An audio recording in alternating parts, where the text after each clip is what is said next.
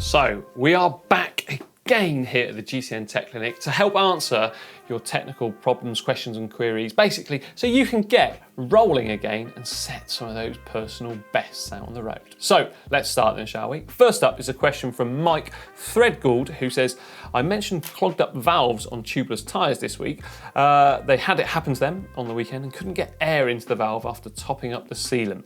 They removed the valve core again and cleaned it, then poked around in the valve to try and open it up. It worked eventually.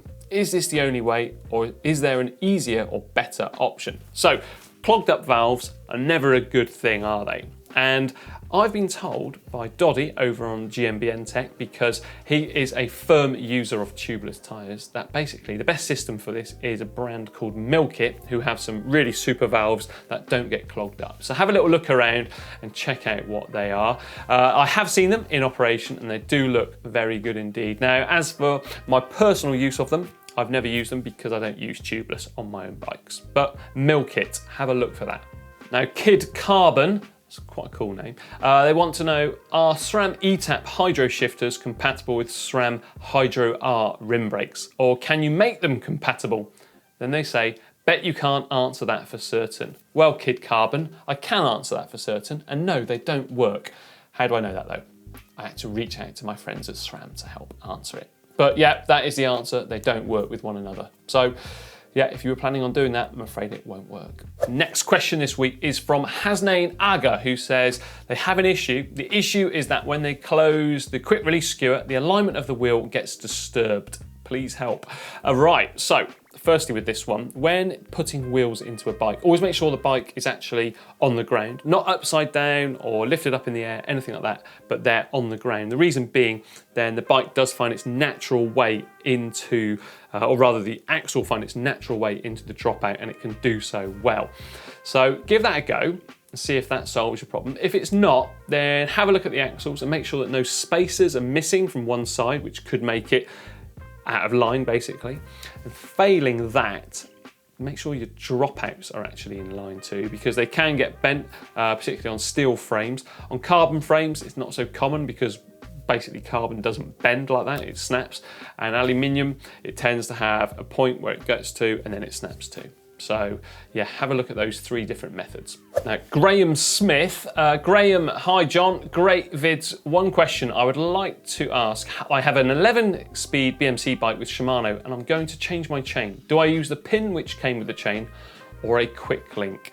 Please give me your advice on this one. Right, Graham, good question. I would advise using the pin that comes with the chain.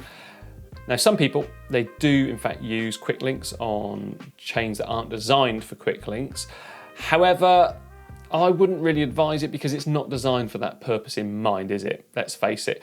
And when a chain snaps, you tend to know about it. So whatever you can do to actually try and prolong the life of a chain as well as stopping it from snapping, I would personally recommend to do. So yeah, use that pin. Now, we've got a corrosion question from David Seltzer, who says, is there a difference in corrosion resistance depending on the level of group set? So would Ultegra parts be less prone to rust or corrosion than Tiagra?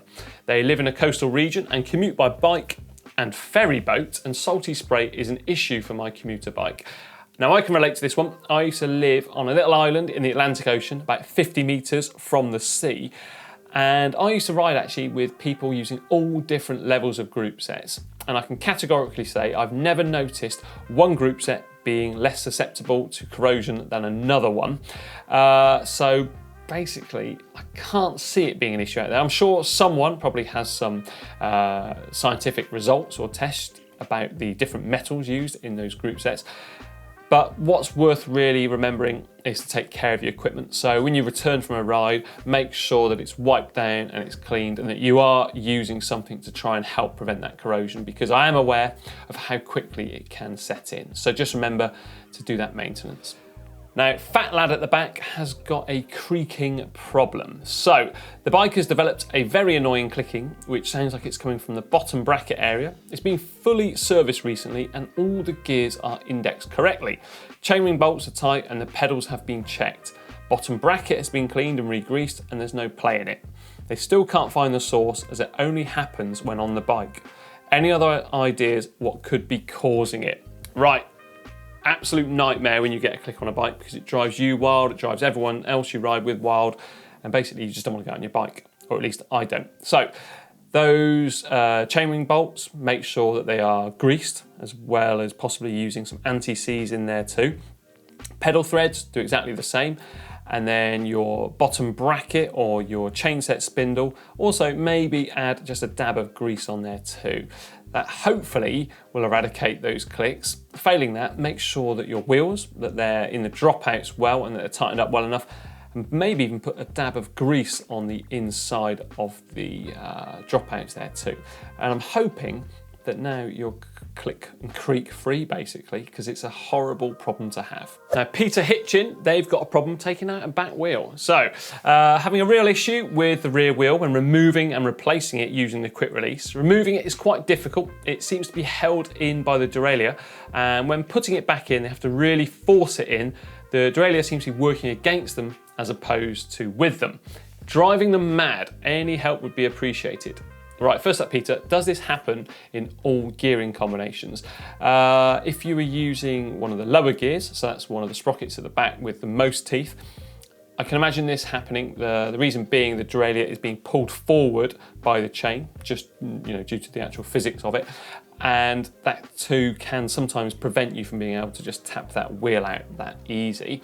Personally, I tend to put it in the highest gear, so that's one with the smallest number of teeth, that sprocket there at the back, because that tends to basically allow you to remove that wheel a little bit easier. Now the modern derailleurs, they tend to have a stronger spring in them too, which doesn't help with fast wheel changes.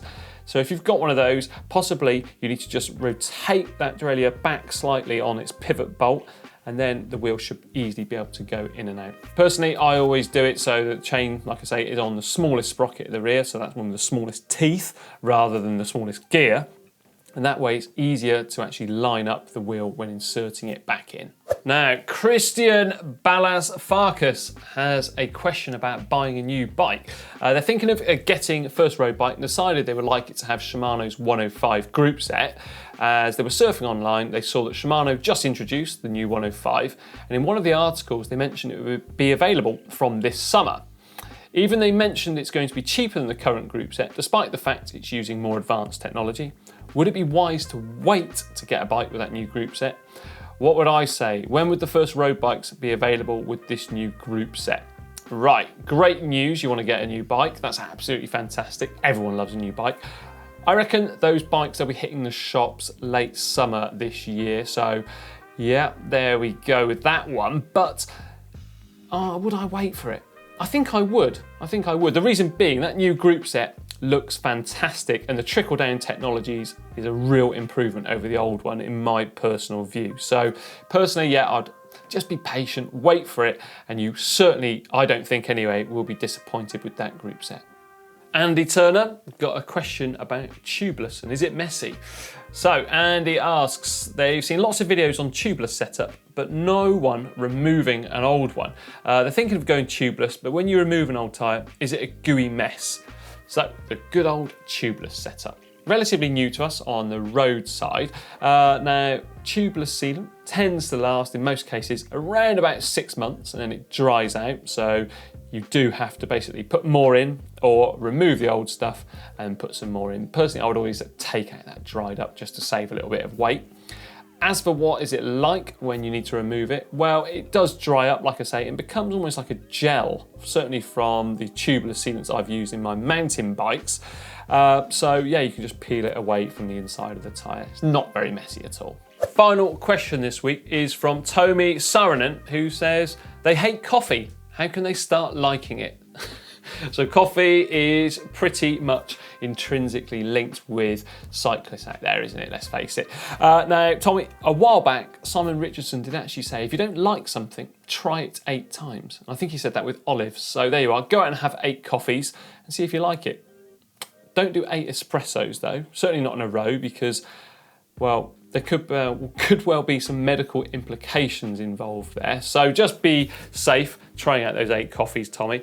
Now, I hope you've enjoyed this week's GCN Tech Clinic, and as ever, leave us your questions down there in the comment section below, and I'll try my very best to get around to answering them. Remember as well to like and share this video with your friends, especially if they've got one of those problems that we've just tackled. Hopefully now they can get it sorted.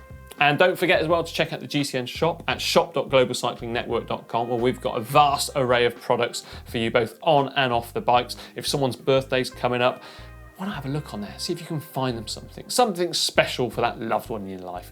Now, for another great video, how about clicking down here for the latest GCN Tech Show.